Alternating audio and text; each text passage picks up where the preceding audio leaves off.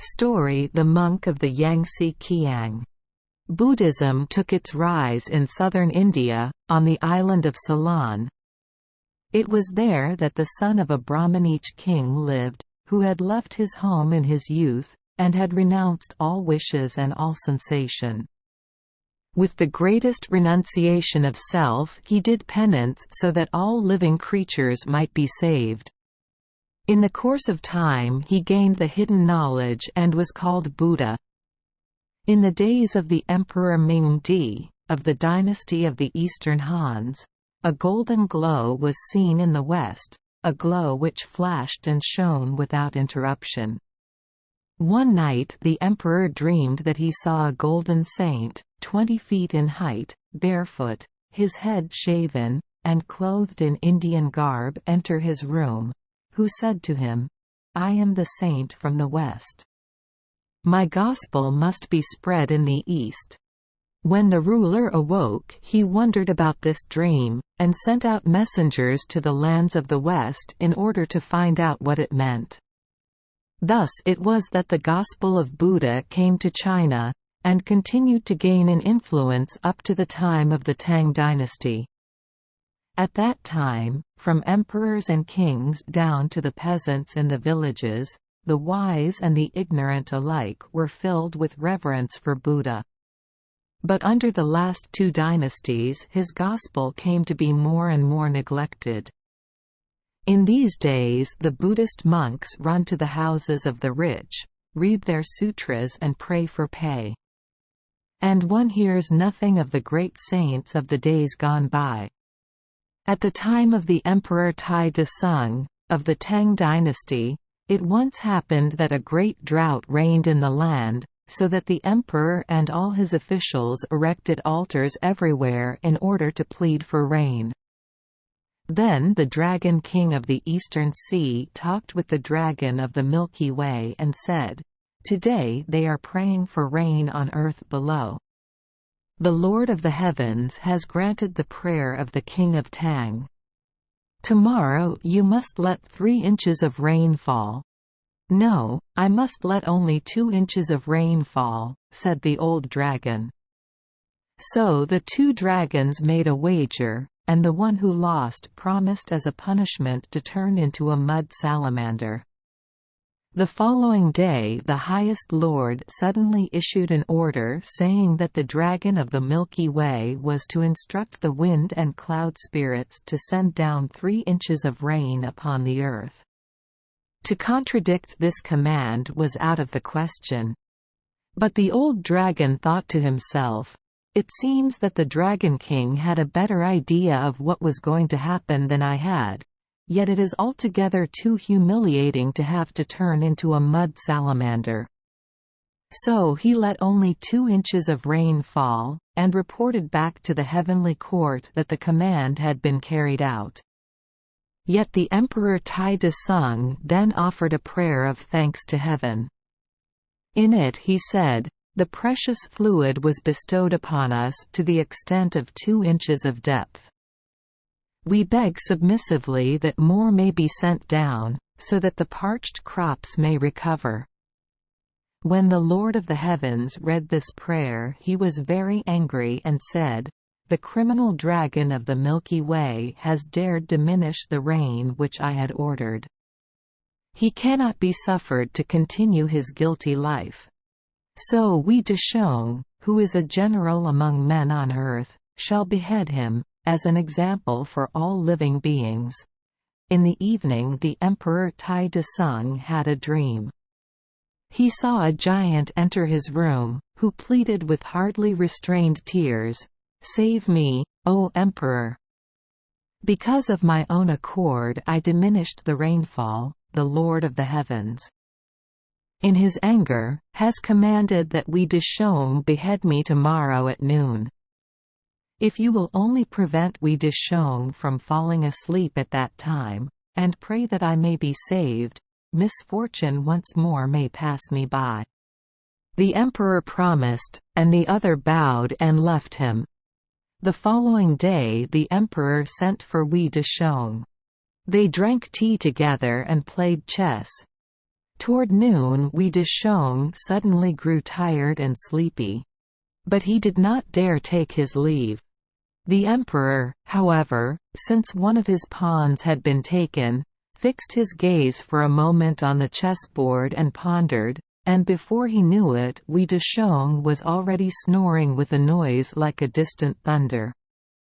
The emperor was much frightened, and hastily called out to him. But he did not awake. Then he had 2 eunuchs shake him, but a long time passed before he could be aroused. "How did you come to fall asleep so suddenly?" asked the emperor. "I dreamed," replied Wei Deshong, "that the highest god had commanded me to behead the old dragon. I have just hewn off his head, and my arm still aches from the exertion." And before he had even finished speaking, a dragon's head, as large as a bushel measure, suddenly fell down out of the air. The emperor was terribly frightened and rose. "I have sinned against the old dragon," said he. Then he retired to the inner chambers of his palace and was confused in mind.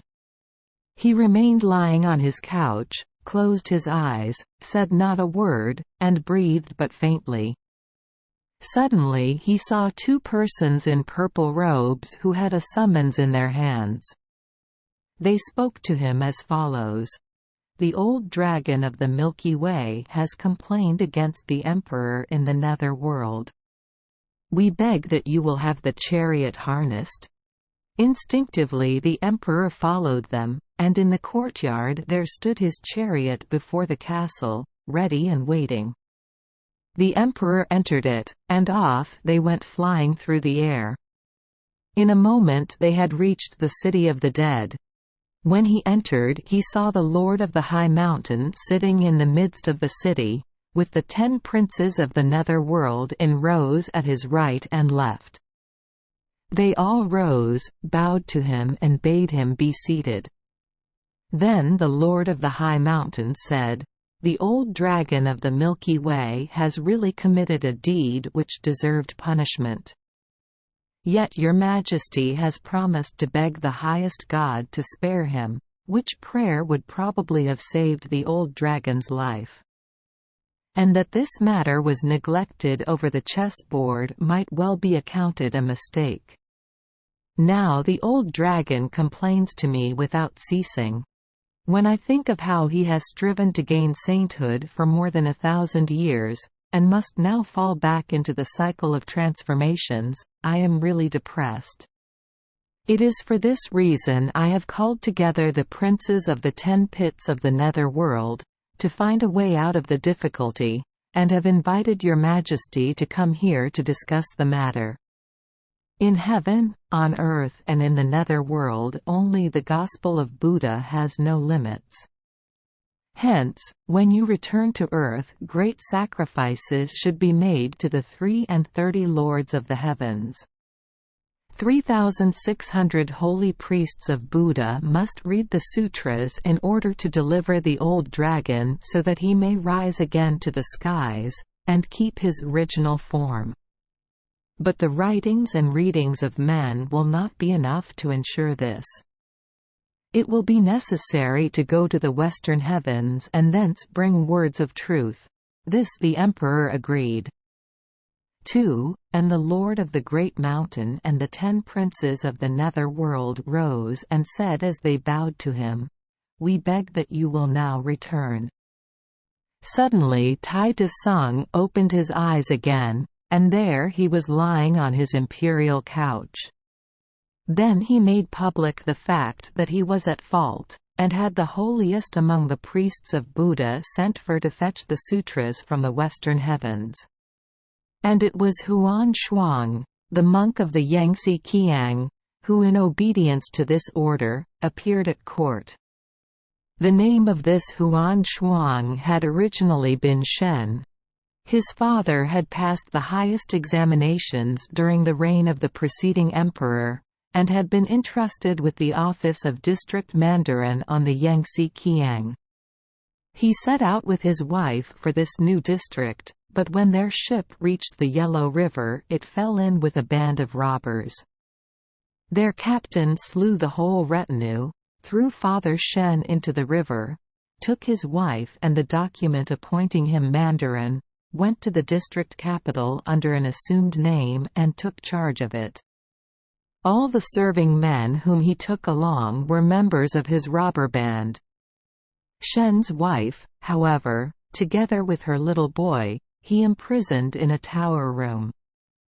And all the servants who attended her were in the confidence of the robbers. Now below the tower was a little pond, and in this pond rose a spring which flowed beneath the walls to the Yellow River. So one day Shen's wife took a little basket of bamboo, pasted up the cracks and laid her little boy in the basket. Then she cut her finger, wrote down the day and hour of the boy's birth on a strip of silk paper with the blood, and added that the boy must come and rescue her when he had reached the age of 12. She placed the strip of silk paper beside the boy in the basket, and at night, when no one was about, she put the basket in the pond. The current carried it away to the Yangtze-Kiang, and once there, it drifted on as far as the monastery on the Golden Hill, which is an island lying in the middle of the river. There a priest who had come to draw water found it. He fished it out and took it to the monastery. When the abbot saw what had been written in blood, he ordered his priests and novices to say nothing about it to anyone. And he brought up the boy in the monastery. When the latter had reached the age of 5, he was taught to read the holy books. The boy was more intelligent than any of his fellow students, soon grasped the meaning of the sacred writings, and entered more and more deeply into their secrets. So he was allowed to take the vows, and when his head had been shaven was named the monk of the Yangtze-Kiang. By the time he was 12 he was as large and strong as a grown man. The abbot, who knew of the duty he still had to perform, had him called to a quiet room. There he drew forth the letter written in blood and gave it to him. When the monk had read it he flung himself down on the ground and wept bitterly. Thereupon he thanked the abbot for all that the latter had done for him. He set out for the city in which his mother dwelt, ran around the yamen of the mandarin, beat upon the wooden fish and cried, "Deliverance from all suffering! Deliverance from all suffering!" After the robber who had slain his father had slipped into the post he held by false pretenses, he had taken care to strengthen his position by making powerful friends. He even allowed Shen's wife, who had now been a prisoner for some 10 years, a little more liberty. On that day official business had kept him abroad. The woman was sitting at home, and when she heard the wooden fish beaten so insistently before the door and heard the words of deliverance, the voice of her heart cried out in her. She sent out the serving maid to call in the priest. He came in by the back door, and when she saw that he resembled his father in every feature, she could no longer restrain herself, but burst into tears. Then the monk of the Yangtze-Kiang realized that this was his mother and he took the bloody writing out and gave it to her. She stroked it and said amid sobs, "My father is a high official, who has retired from affairs and dwells in the capital. But I have been unable to write to him, because this robber guarded me so closely. So I kept alive as well as I could, waiting for you to come. Now hurry to the capital for the sake of your father's memory, and if his honor is made clear then I can die in peace. But you must hasten so that no one finds out about it." The monk then went off quickly. First he went back to his cloister to bid farewell to his abbot. And then he set out for Xianfu, the capital. Yet by that time his grandfather had already died. But one of his uncles, who was known at court, was still living. He took soldiers and soon made an end of the robbers. But the monk's mother had died in the meantime. From that time on, the monk of the Yangtze-Kiang lived in a pagoda in Xianfu, and was known as Huan Shuang. When the emperor issued the order calling the priests of Buddha to court, he was some 20 years of age. He came into the emperor's presence, and the latter honored him as a great teacher. Then he set out for India. He was absent for 17 years. When he returned, he brought 3 collections of books with him, and each collection comprised 540 rolls of manuscript. With these he once more entered the presence of the emperor. The emperor was overjoyed, and with his own hand wrote a preface of the holy teachings, in which he recorded all that had happened. Then the great sacrifice was held to deliver the old dragon of the Milky Way. Note: the Emperor Tai Desung is Li Szhi Min, the Prince of Tang mentioned in No. He was the most glorious and splendid of all Chinese rulers. The Dragon King of the Eastern Sea has appeared frequently in these fairy tales. As regards the Lord of the High Mountain and the 10 princes of the Nether World, Comp. Numbers N. The highest lord is Yu Huang, the lord of jade or of nephrite. Huan Shuang was originally known as Shen. Regarding his father's fate subsequent to his being drowned, and that of his sons in the spirit world, see No. The bamboo basket is a Moses motive which occurs in other Chinese fairy tales. The monk of the Yangtze-Kiang is, literally, in Chinese, Jiang Lu Ho Shang, the monk washed ashore by the stream.